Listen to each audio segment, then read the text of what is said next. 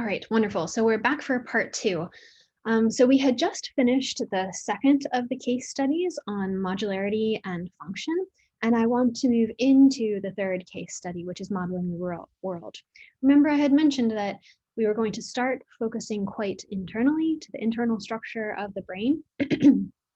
And then moving into function, and then we're going to move out and look externally. How is it that the mind looks at the world and perceives the world and understands the world and engages with the world in a way that not only promotes survival, but also promotes happiness and wellness and all of that.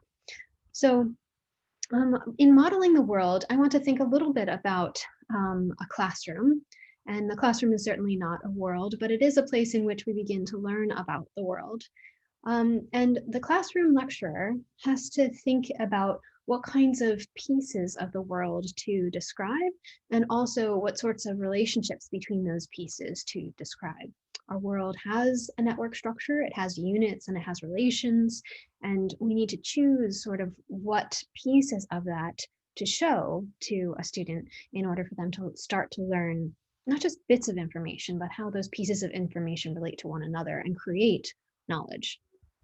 So let's suppose that when I walk into a class here at Penn, I need to translate 15 ideas to the class. And I've illustrated each of those 15 ideas over here on the left-hand side as a node inside of a conceptual network.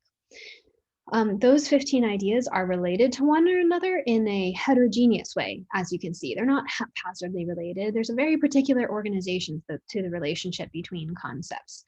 And let's say, for example, if this is in linear algebra, then there may be a set of concepts that are related to vector spaces, a set of concepts related to determinants, and a set of nodes that are related to extensions into dynamical systems. So I need to translate this information linearly to the students. And why do I need to translate the information linearly? Well, because we live in this wonderful linear world where I can only talk about one concept before the next. So we have to obey the direction of time. Time is one-dimensional and it's unidirectional. You can't go back in time. There's not two dimensions of time. There's one dimension of time and it is unidirectional. It's only going forward. So that means that I have to translate information in a linear fashion. So how do I create this information timeline or information time series to show to students in a way that maximizes learning? And so there are a couple different really fascinating questions related to this capacity. And I'm going to show them pictorially, and then we'll talk through some experiments to try to understand them. So let's imagine that the brain of the speaker or a writer or anyone who's trying to communicate looks like this. It has a conceptual knowledge network inside of the head, and that knowledge network has a particular architecture.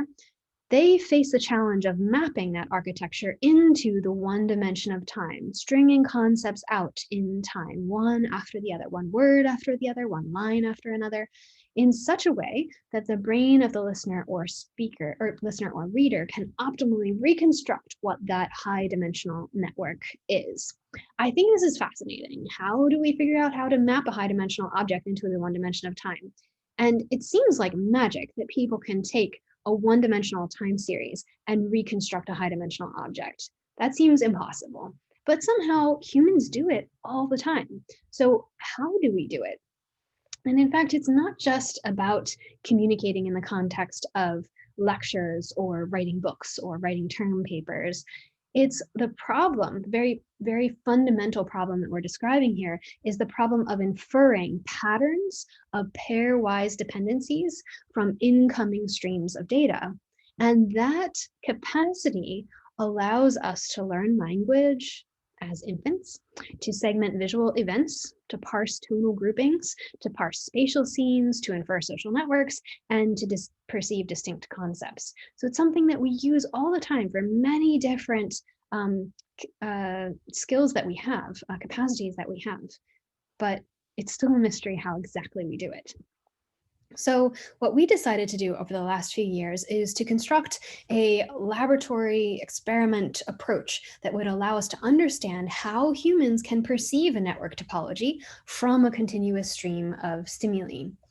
And then I'll walk you through how we do that. So we start by letting each specific stimulus, let it be a word or a concept, maybe an image in a visual event, or a movement, be a node inside of this graph.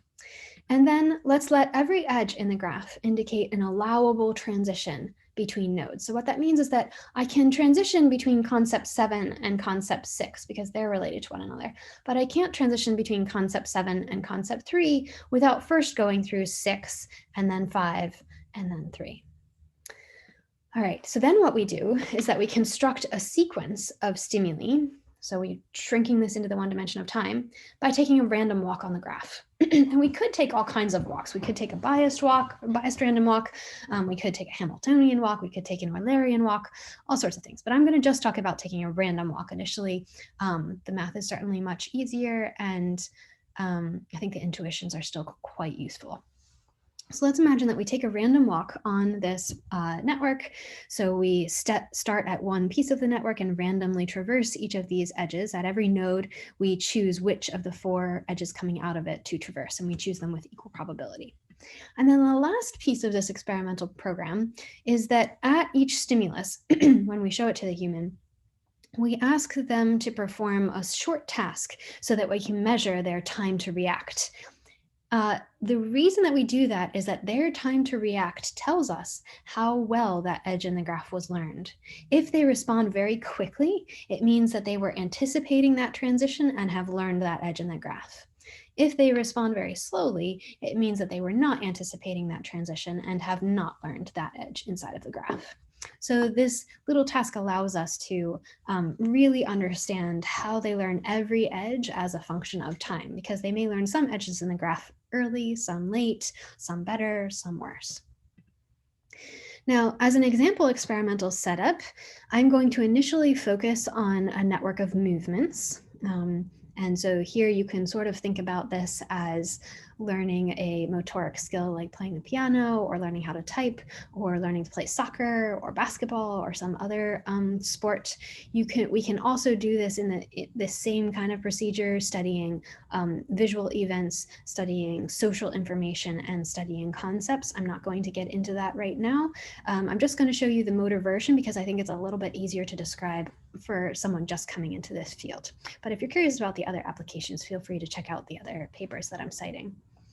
So in the motor case, we show individuals a set of stimuli, a sequence of stimuli, and each stimulus is a set of 5 boxes with 1 or 2 of them highlighted in red.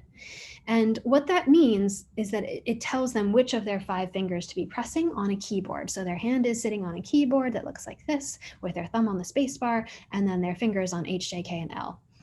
And so this sequence of stimuli says press the 5th button because the 5th button is highlighted, then press buttons 1 and 3 because the 1 and 3rd button are highlighted, then press button 3 and 4, then press button 5, then button 2, and button 1 and 4.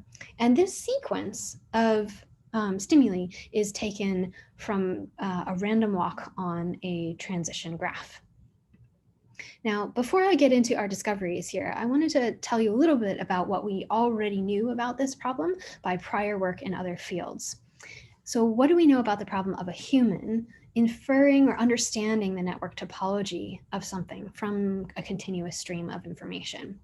Well, we know from the field of statistical learning and the study of artificial grammars that humans are sensitive to transition probabilities. In other words, if you're sitting in an environment and you see event A, and 75% of the time you move to event B, and 25% of the time you move to event C, then every time you see A, you're going to expect B 3 times more than C. So humans are very adept at picking up on these kinds of transition probabilities. And there's an important correlate to that fact, and that is related to how humans respond in different kinds of environments. So if you're in an environment, which I'm showing you down here at the very bottom on the right-hand side, if you're in an environment where event A is always followed by 2 possible outcomes with 50% probability for each, then whenever you see A, you're going to expect both of those equally, and you're going to expect them both a lot because they each happen 50% of the time, so you'll respond relatively quickly. I want to contrast that with an environment where A leads to 3 events instead of 2. So the left event, the middle event, and the right event. You're going to anticipate each of those equally, so 33% of the time. And so you will respond, but you'll respond slower because you have to prepare 3 different possible outcomes to where you're currently sitting. So in other words, you'll respond more swiftly in environments where A only goes to 2 outcomes, and less swiftly when you're in environments when A goes to 3 or more outcomes. So let's test that kind of known fact inside of these graph learning experiments that we perform. So what you can see here on the right-hand side is the human reaction time in one of these experiments. So that's how swiftly people are responding to the stimuli inside of our experiment, with 1,000 milliseconds being quite long and with 850 milliseconds being much less, pretty swift. Then along the x-axis, what we are plotting is the entropy of that point in the environment, that A. So when there's only one possible outcome to A, then the entropy is 0. So entropy being the log of Ki, where K is the degree of node I. So people respond quite swiftly, have a low reaction time, when the outcome of an event is only one possible outcome. And I want to contrast that with what happens on the right-hand side of the figure, which is that when they're sitting at a point inside of the graph with 14 possible outcomes, the entropy is very high of that spot in their environment, and their reaction time is quite slow, so closer to 1,000 milliseconds. Now we can do this for different points inside of the graph with very different degrees, and then we can get the reaction time as a function of that entropy of that part of the environment. We can draw then a line through these 2 variables, and we can see that the line fits the data quite well with an R of 0.99 and a very small p-value. But more importantly, I think what we can do is we can say that from the slope, we can infer the amount of time it takes for humans to process 1 bit of information inside of this experiment. And what we find is that humans need about 32 milliseconds to process 1 bit of information inside of this experiment. So I think that that's really fascinating and something that I would love to follow up on more. Do young kids also take 32 milliseconds to process 1 bit of information, or does that processing speed change over development? Does it also change in old age? Is it altered in conditions of psychiatric disorders or other disorders of mental health? Open questions, and I'm excited to follow up on this particular finding in the future. Now, so that data says that humans are certainly sensitive to entropy, or the precise transition probabilities inside of the graph, right? But then we realized with additional experiments that human reactions depend on more than entropy. There's something else going on. And for you to see that, I want you to focus on this middle graph where you can see the reaction time of human participants plotted in color along each of the edges inside of the graph. And I've only highlighted the top figure just for clarity of visualization. So what you can see is that humans respond quite swiftly to the edges inside of the module, and they respond very slowly to the edges between modules. And this is extremely surprising. And why is it surprising? Well, it's surprising because this is a very special graph. This is what's called a K4 regular graph, which means that every node inside of the network has exactly 4 edges. And because we're showing them a random walk on the graph, they will traverse each of those edges with equal probability. So if humans were just sensitive to the probability of a transition happening, their reaction time on each edge in this graph should be the same. But it's not. They're much faster at transitions inside of modules and much slower at transitions between modules. That means that they're processing something more than the local entropy of their environment.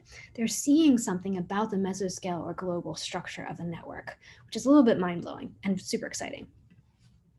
All right, so one could say that maybe humans were just performing something like category learning, which is that they're figuring out that there's 3 different modules, each composed of 5 nodes, and they're just determining, well, I'm going to separate my world into 3 pieces, and I'm going to be surprised when I move between pieces. That that's one hypothesis, but we were able to dismiss that hypothesis by digging into the reaction times a little bit more. What we actually find is that humans are sensitive to hierarchy inside of the module themselves, suggesting that this isn't just category learning. This is something much more continuous about understanding the organization of a graph. And to show you that, I want you to focus on the left-hand side. This is a graph where I've color-coded the internal, what I'm calling the internal edges in blue. Those are the ones that are deep inside of the module. And then the purple edges I've colored, those are called boundary nodes or boundary edges because they connect to the boundary of the module. And then these cross-cluster edges I've colored in red. Now I want you to notice the reaction time is different parametrically as we go from the cross-cluster edges, which are people are slow in responding to the boundary edges where people are sort of middling in responding to the blue edges where people are very swift in responding to them. So along the y-axis of this is this data graph here is the difference in reaction time between the purple and the blue edges. You can see that 95% confidence interval does not include 0, so they are swifter in the blue edges than the purple edges. And then this second bar is comparing red to purple edges. Again, a very big difference. And then the difference between the blue edges and the red edges, also very, very large. So this set of data suggests that there's a parametric hastening of reaction times as we move from the cross-cluster boundaries to the very internal capsule of the module. And that suggests that humans are sensitive to the hierarchy, not just to categories. Now we ask this sort of slightly crazy question of whether humans are sensitive to the overall topology of the graph itself, keeping the local organization the same. So we studied K4 regular graphs, but a K4 regular graph that was structured as the modular graph you see on the left, or as a lattice graph, which you see in the middle, or as a random graph, which you see on the right. Now notice that this is not an Erdos-Shreni random graph. This is a K4 regular random graph. Or it's a K4 random graph, sorry. So what you can see here is that people were swiftest in responding to information presented on the modular graph. They were overall 30 milliseconds slower in responding to information presented on the lattice graph, and they were even slower, 24 milliseconds slower on average, in responding to information presented in a random graph. So what that means is that humans are sensitive to the overall topology, not just the local entropy, not just the mesoscale organization, but the overall topology. And so this is fascinating, and we sort of have spent a lot of time trying to understand why, and we've built a computational model of what's happening in the mind that makes people learn in this particular way. But I think fundamentally what it indicates is that humans aren't learning the true transition probabilities. If they were learning the true transition probabilities, if they were doing accurate maximum likelihood estimation of their environment, they would be responding equally to every edge on the graph. But the fact that they're not means that they're biased in their perception. They're biased in a really interesting way that allows them to see the global structure, but it's a bias nonetheless. They are seeing something that's not the truth. So the human bias in seeing networks not as they are begs the question of whether real communication systems that we use to talk with one another, to interact with one another, help humans to overcome that bias. So we decided, or I should say Chris Lynn decided, he was a graduate student in the lab, is now a postdoc between CUNY and Princeton. And he decided to look at real communication systems and ask, are they organized in a way that minimizes the impact of our human biases in perception? So do we organize the networks that we try to communicate with one another in such a way that even though the other person won't see the truth, they'll see something close to the truth? It turns out that how distant their perception is from the truth depends very precisely on the network topology. Some topologies are more forgiving of this particular human bias, and other topologies are much less forgiving of this particular human bias. So in order to kind of formalize this question a little bit more, we wanted to define what the perceived information is of a communication system. And we chose to quantify it as the cross entropy.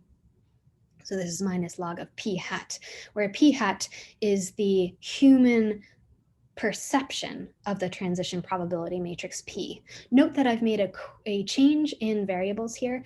I Actually, I don't know if in the previous slides I had used A. Often I use A as the transition probability matrix in earlier slides. Here I'm using P, so just flag that in your mind. I'm using P as the transition probability matrix here. So here you have the cross entropy being minus the log of P hat, where P hat is the human perception, the biased human perception of the transition probability matrix. And that's going to be equal to the entropy, which is just minus log of P, where P is the true transition probability matrix, plus the KL divergence. So this is minus the log of P hat, human biased perception, divided by the truth, P. So we call this is the KL divergence. We can also think of it intuitively as the inefficiency of the observer's representation. So together, what this equation is describing is the fact that the amount of information that a human perceives depends both on the true complexity of the information, which is this entropy, and also how far away the human perception is from the truth, which is the KL divergence. So what Chris did is that he said, well, let's look at all the many different communication systems and ask, do they have high amounts of entropy and do they have low amounts of KL divergence, meaning that they're close to or most forgiving of our human biases in perception? And there are several different kinds of networks that he studied. Language networks like work from Walt Whitman and Shakespeare and Jane Austen, semantic networks, including the thesaurus, web networks, so internet networks, citation networks, social networks, and music networks. And here he separated the data. These are note transition networks in classical music and in more contemporary music. And so what I wanted you to focus on now is just the entropy, so S.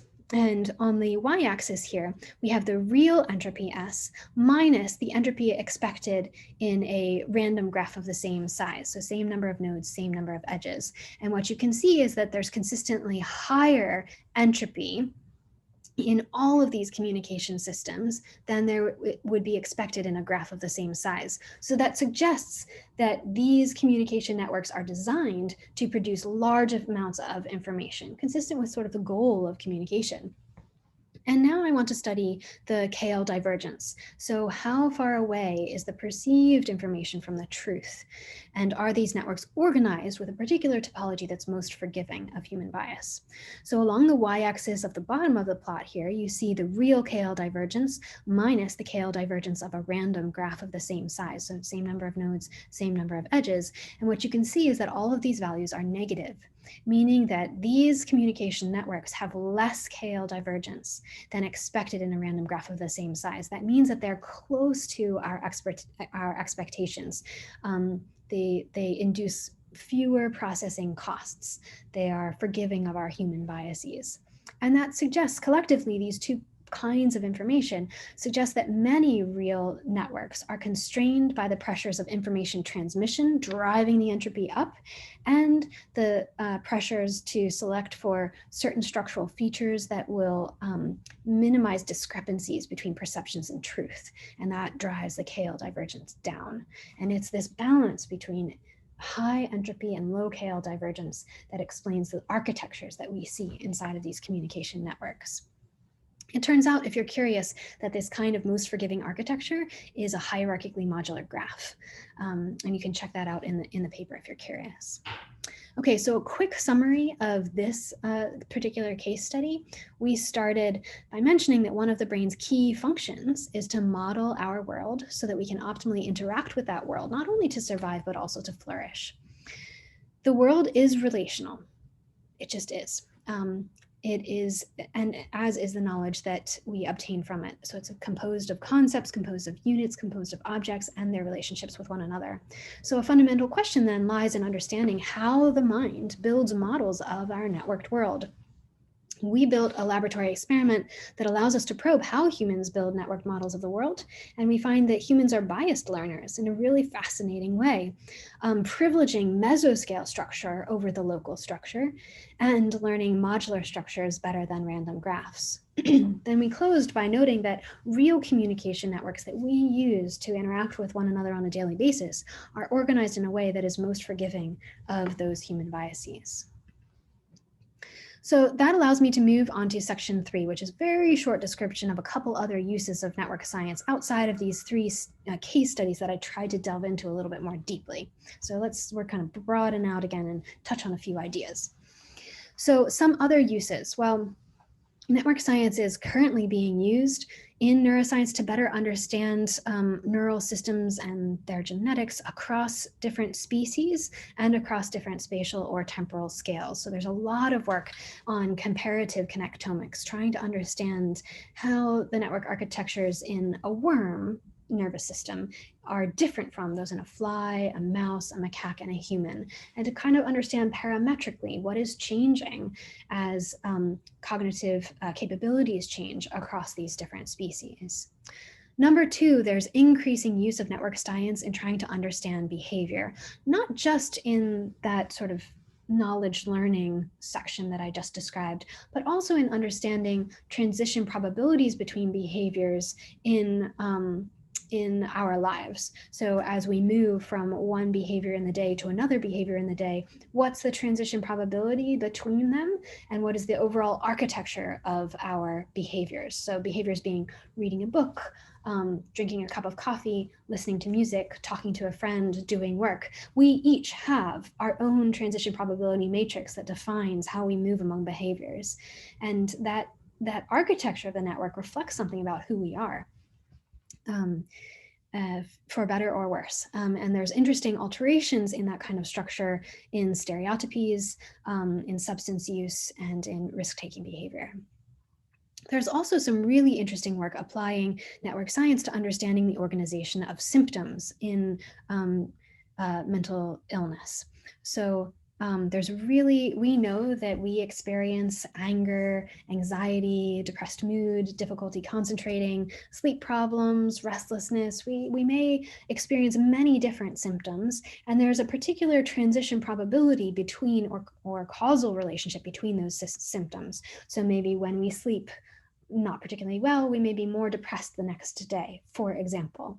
And so there are relationships among these experiences that investigators are trying to understand much more deeply. And in particular, they're trying to understand it so that they can intervene to push a person out of a particularly negative pattern of transitions. Now, there are also broader questions, very fundamentally, about how the network organization of the brain impacts the kinds of computations that a neural system can perform. And if you're curious about the relationship between network topology and computation, I would highly recommend this really nice review from Denk et al. In 2012 in Nature Reviews Neuroscience. There are also many open questions and a lot of effort right now trying to understand how networks develop as a child grows from a baby through to a child, adult, and then into old age. And there's a beautiful review by DiMartino et al. In 2014 in Neuron, if you're curious about that space.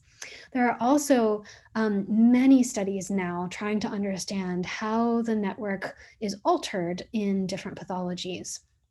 And that's both in the context of neurological disorders, neurodegeneration, for example, stroke, brain injury, but also in terms of psychiatric conditions. And so if you're curious about that space, there are 2 great reviews here that I'm mentioning. And then finally, I think that leads us to questions about network intervention. If the brain is organized with a very precise topological structure, then should we be using that information when we try to intervene with brain stimulation or with drugs for clinical medicine or other cognitive behavioral therapy? Is there a way for us to understand not just how an intervention perturbs a single region, but how that intervention may spread throughout the brain to change other regions as well? So it's really a question not of local intervention for clinical benefit, but network intervention. How do we take into account this new perception, this new appreciation of the brain as a network system to guide intervention better and to optimize it better for individual people? So that allows me to move on to the 4th section, which is model validation methods. So I mentioned at the beginning of this lecture that there are important assumptions underlying the network modeling approach that we should consider when we are applying network science to questions in neuroscience. And I think in line with that statement, we should also be asking, once we've built the network model of the brain, is there a way for us to validate it? Did we choose the nodes correctly? Did we choose the edges correctly? Is the structure relevant for our scientific question? So this raises the question of testing and evaluating the validity of network models. And that's a very, very big question, and one that could take its own lecture, certainly, on its own. But I did want to mention at least 3 different approaches to evaluating and testing the validity of network models. And if you're curious about some additional discussion, again, feel free to check out the references that I'm citing. So the first kind of validity that I think is simplest and most common in the literature right now is descriptive validity. So here we have the brain and we have our network model. And the question is, how closely does this one represent this one? So the validity of a particular network model depends obviously on its goals of use and the domain of its application, but descriptive validity can help us to assess that utility, and addresses the question of whether the model, up here in the right-hand corner, resembles in some key way or ways the system that it is constructed to model, so the brain itself. And it aligns, this kind of validity aligns with questions about how well the specific pattern of nodes and edges matches the anatomical or functional data that it represents. Now, the second kind of validity that we could consider is explanatory validity. And this is a little bit more complicated and a little bit harder to prove than descriptive validity. Explanatory validity focuses on a theoretical construct used to develop statistical tests and support conclusions drawn from the use of the model. It addresses whether a network's architecture can be justified from data and used to test for causal relations to dynamics and behavior. And that use to test for causal relations, it allows for explanations. So that's why we get some explanatory validity in that case. And the third and final kind of validity that I think we are aiming towards in the field, but there's not as much done here yet, is predictive validity. So predictive validity occurs when there is a correlation, an organism-model correlation in response to a perturbation, such as a drug, electrical or chemical stimulation, neurofeedback, or training. So in other words, when you have the true system here and you stimulate or perturb a single node or a single edge, does the whole system respond in the same way that your model responds when you perturb that same node or that same edge? So that kind of correlation between organism and model response to a perturbation allows for predictive validity. And I will admit again that many studies in network neuroscience are not quite able to get to that level of predictive validity yet. But I think we have a couple options of ways to start approaching that problem. And that's what I want to devote section 5 to. So I want to think about options. How do we move closer to predictive validity in this field? And I think the tools that we're using here could be helpful in other fields as well, not just neuroscience, but other fields where we want to understand the predictive validity of network models that we build. Social systems, technological systems, physical systems, you name it. All right, so first, in order to sort of open this part of the lecture, we want to note that the propagation of signals in a network system depends upon the pattern of links, right? So the links determine where the flow of signals is. Where can those signals go? They can't go into open space. They have to go through these particular links physically. And then what we have is this network of structural links, which is empirically measured from neuroimaging. So remember I talked to you about in the first part of the lecture about diffusion imaging and how from it we can infer the whole pattern of wiring in the brain, these highways of large bundles of axonal projections that connect one set of information processing units to another one. And we can do it non-invasively in the sense that it's just a simple test. You go into a scanner, they take the image, and then you leave. So that's what we have. That's where these signals can propagate in the brain. But what we want is something more than just the pattern of wiring. We seek a theory for how change in activity in one region affects the activity of other regions. So what we have here along the y-axis is the amplitude of activity as a function of time.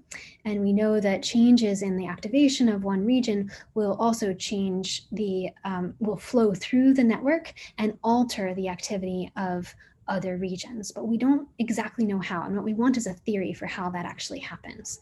And I think that one particularly promising approach to that challenge or that quandary is formalizing the problem in network control theory.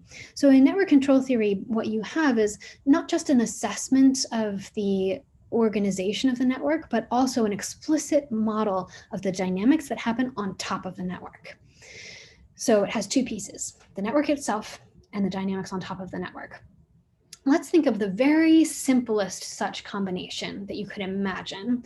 Well, that would be this noise-free, linear, discrete time and time invariant network model of dynamics. So here we have the state of the brain at time t+1. So the state of the brain is this vector x. It has it's a vector of size 1 by n, where n is the number of nodes inside of the brain, and every element tells you the activity of that node. And so we'll say that the state of the brain at time t+1 is equal to the state of the brain at time t times the adjacency matrix. So that is the weighted connectivity between all nodes. And that's derived from this diffusion imaging data that I just reminded you about.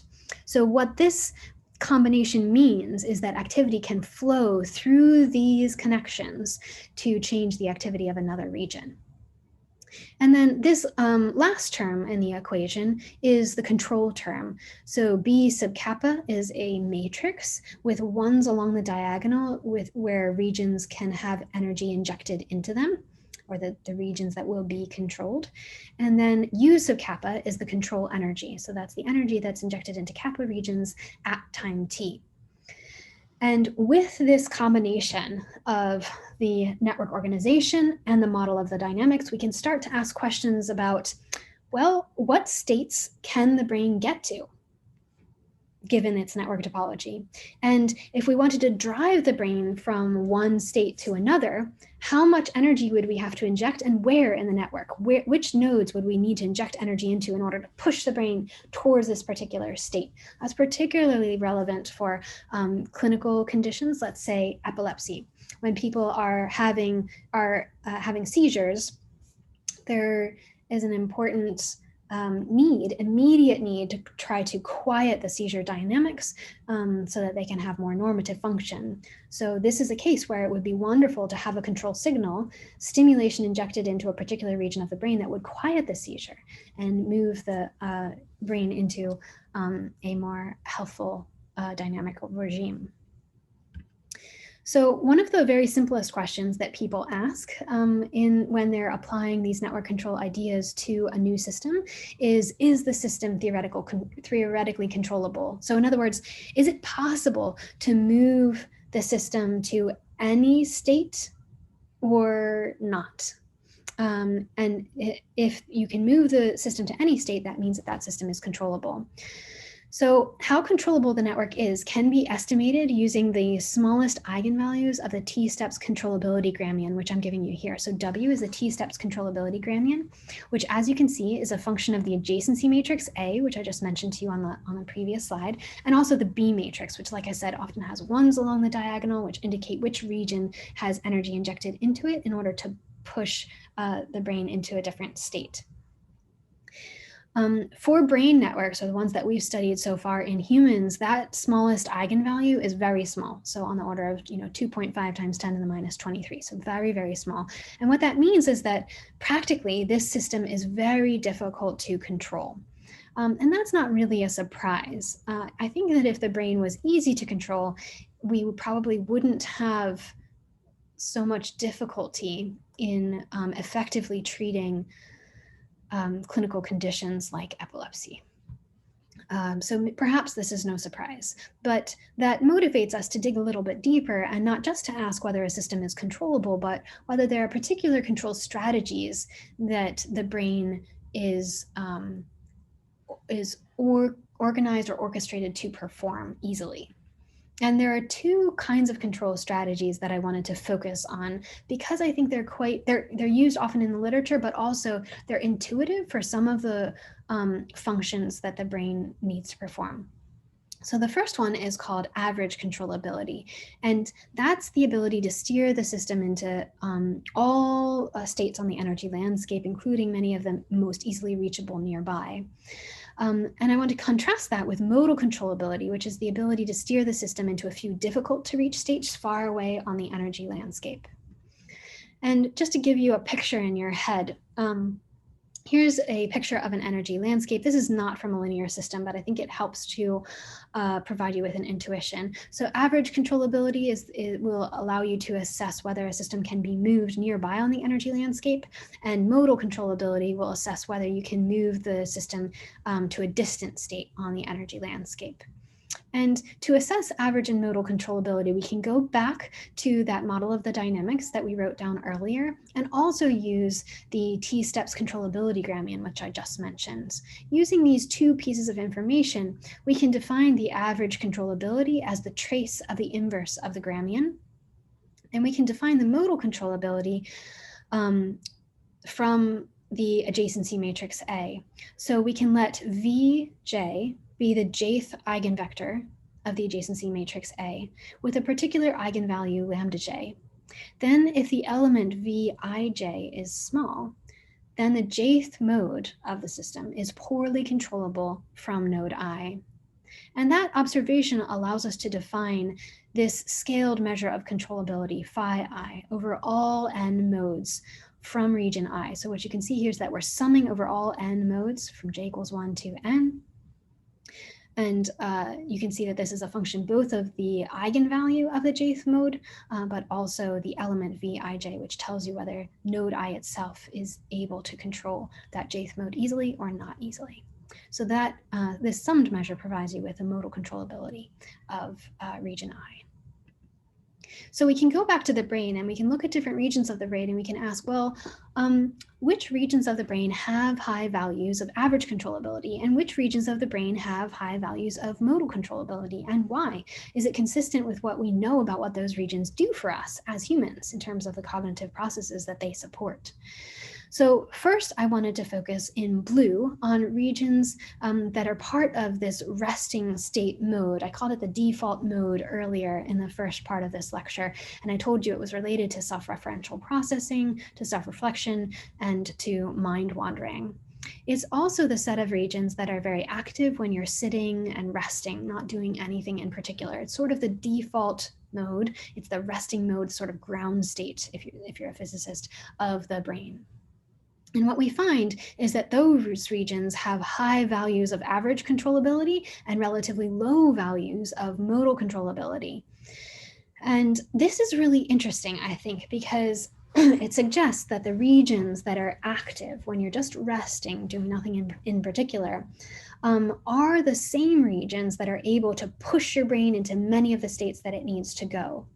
And why is that interesting? Well, it's interesting because if you had the ability to build a brain, you might want to build it so that its resting mode, the place where it sits at baseline, is one where the active regions can push you to anywhere that you need to go nearby. One could argue that that's a relatively optimal baseline in which to place the system. Now, I want to turn to a different set of regions, and these are called cognitive control regions, and they're highlighted in green on the brain here. There's a bunch in the frontal cortex, and in the parietal cortex, and in the cingulate. These regions of the brain are very important when you need to switch between different tasks. So, for example, finishing your math homework and talking to your grandmother. That switch is something that requires cognitive control regions to be activated.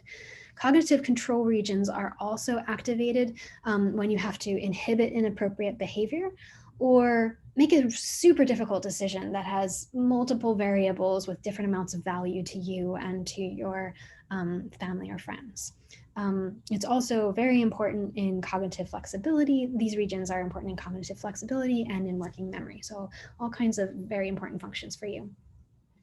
These regions have high values of modal controllability and low values of average controllability. And what that means is that these regions are structurally predisposed to be able to push the brain into difficult to reach states, consistent with the difficulty of switching between different tasks or inhibiting inappropriate behavior or making very difficult decisions. So that's really interesting. I think these two examples suggest to us that the network control approach and these particular network control strategies are helpful in understanding and explaining why these regions do what they do.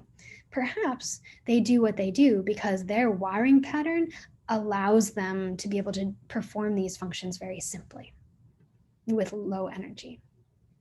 It also suggests more generally that network control might be a mechanism to affect our cognition more generally.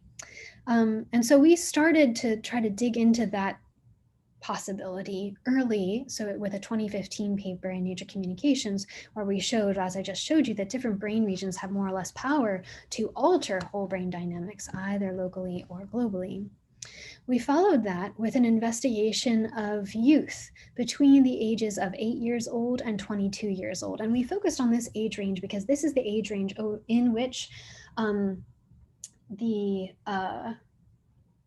ability to exert cognitive control changes a lot. An 8-year-old does not have very much cognitive control, and a 22-year-old has almost adult levels of cognitive control. You'll reach adult levels at about 25.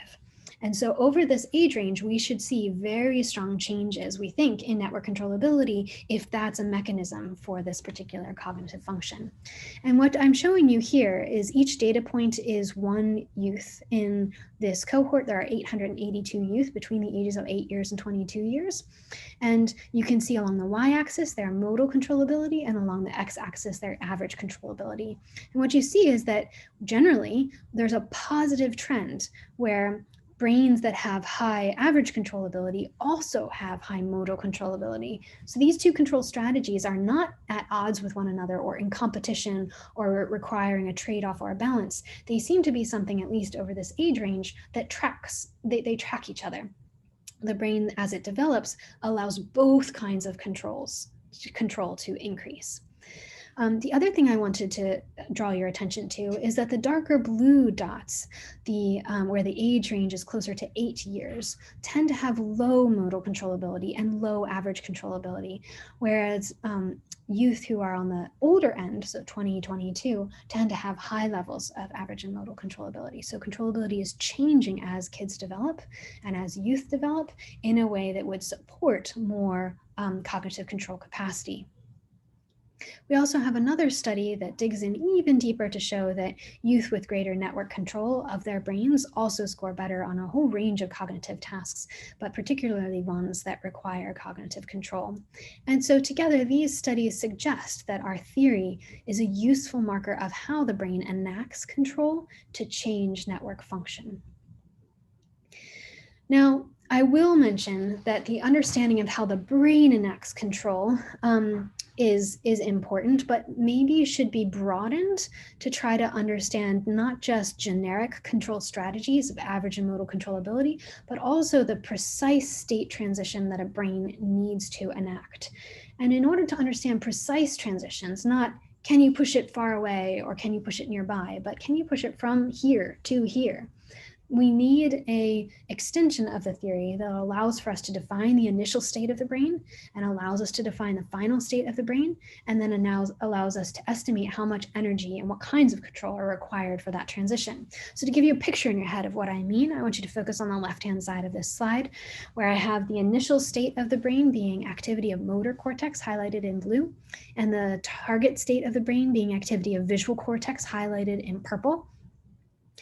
Now, if you're starting at a baseline state of X naught, so that's activation of the motor cortex, perhaps the brain would naturally flow along this gray line over to a final state X sub t that is activation of a whole range of different areas.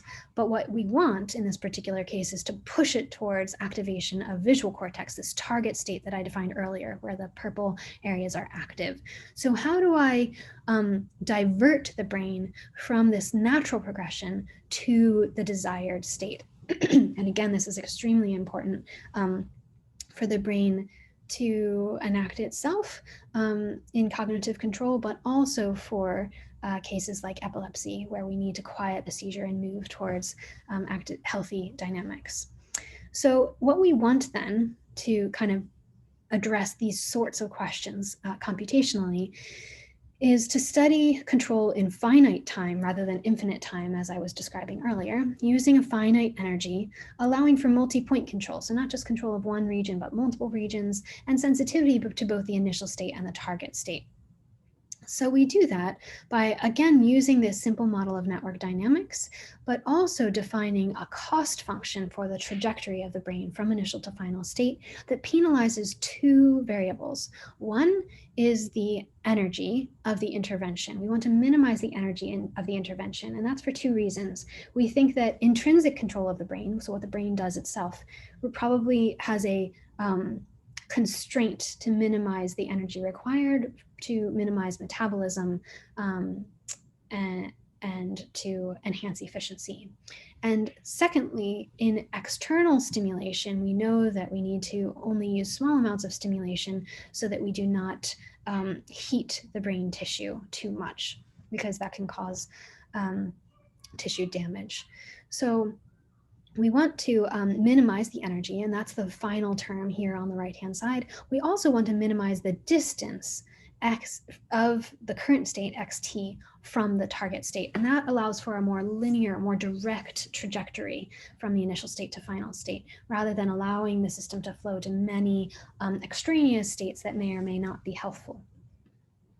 So that kind of approach allows us to ask the question of, how do we move from activation of control areas to activation of sensory motor areas? Or how do we move from activation of sensory motor areas to activation of visual areas, or to default mode areas? I mean, all of these transitions are very precise transitions that have an initial state, they have a final state, and there's some energy that's required to make that transition. And this approach allows us to estimate what that energy would be. Now, to show you a particular example of how this could play out in a study in neuroscience, I wanted to focus again on this cognitive control idea and say, can we understand cognitive control more if we study the precise transition from a baseline state to activation of cognitive control regions? Because that's what's needed in order for us to exert cognitive control on our own behaviors or on our own brain dynamics. So pictorially, what we would want to do is to start with a simulation where we have no activation, so just a baseline initial state that's blank. And then we want to understand where in the network should we inject energy so that eventually we have activation of cognitive control areas. And we do this separately for 946 youth, again, between the ages of 8 and 22. And we'll get different answers about how much energy we should inject and where we should inject the energy in the network, because each youth has a different pattern of wiring. And that pattern of wiring alters how much energy we need and how long it will take also. And also sort of the precise trajectory where we should be injecting the energy. So what we find is that the amount of control energy for activating this particular cognitive control circuit changes as youth age. So in the 8-year-olds, they require much more control energy to activate that circuit than the 22-year-olds. And this is really interesting because it suggests that we know that 8-year-olds have trouble activating cognitive control circuitry. They have trouble inhibiting inappropriate behavior. They have more difficulty with these complex decisions, etc. And so perhaps that's because their wiring isn't developed in a way that allows for that transition to be easy for them. And then as they move from 8-year-olds up to 22-year-olds, their wiring is changing. It's changing over this timescale of months and years. And eventually the wiring is organized in such a way that this transition to activate cognitive control regions is pretty easy, requires low energy. So maybe that's why it is easier for them the older youth, to use cognitive control in their daily life. We also found that the amount of control energy that each person had after you regress out the effect of age is related to their performance on cognitive control tasks. So, and it's a negative relationship, meaning that people who score higher on cognitive control tasks tend to require less control energy to activate that circuitry than people who score more poorly on those cognitive tasks. And in fact, we find that this control energy is a significant mediator between age and cognitive control. Now, I'd like to extend that notion is sort of an intrinsic control capacity, how the brain controls its own dynamics and our own behavior. But I want to extend that to the question of exogenous control. Can we use these same approaches, these same conceptual frameworks to understand how stimulation would be applied to drive a brain into a more healthful state for clinical purposes? So this is work that was led by Jenny Stizo in the lab. It just came out in 2019, and she asked many questions from patients who have medically refractory epilepsy and who also have commonly have memory deficits. And for these individuals, what she wanted to do was to understand how you can push the brain from its current state using stimulation towards a good memory state.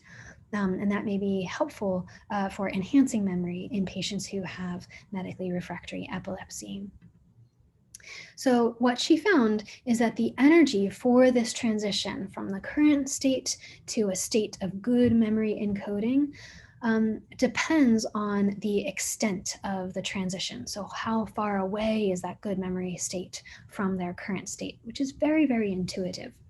So when enacting this optimal controls transition from the initial state to a good memory state, the required energy depends on the distance in state space that needs to be traversed. And you can see that over here on the left-hand side. So I have along the y-axis the normalized energy, and along the x-axis the distance between the initial state and the target state. Every line indicates a different person inside of our study, and you can see a positive relationship overall, where more energy is required when the distance from initial to target state is long.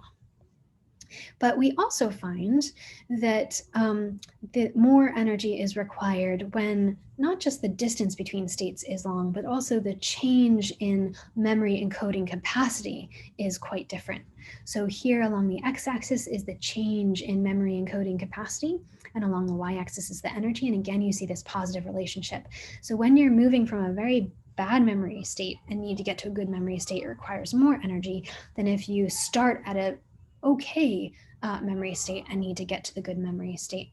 So these two positive relationships with distance and with cognitive state are consistent with our intuitions. And in fact, we can predict with 93.2% accuracy the energy that is required for that state transition using the transition distance, the person's network topology, and the stimulation target, so which brain region is being stimulated. And so I think that those examples give us a nice flavor for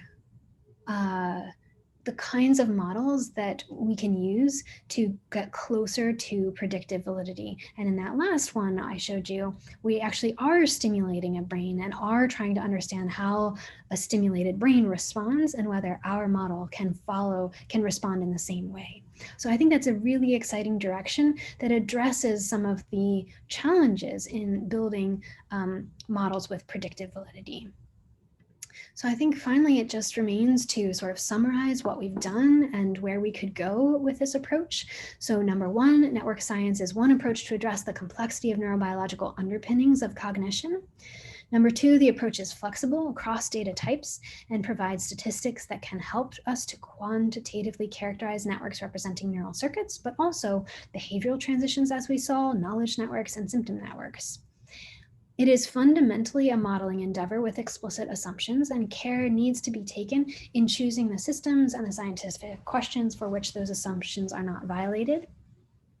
Because it's a modeling endeavor, it also behooves us to think carefully about model validation. We talked about descriptive validity, explanatory validity, and predictive validity.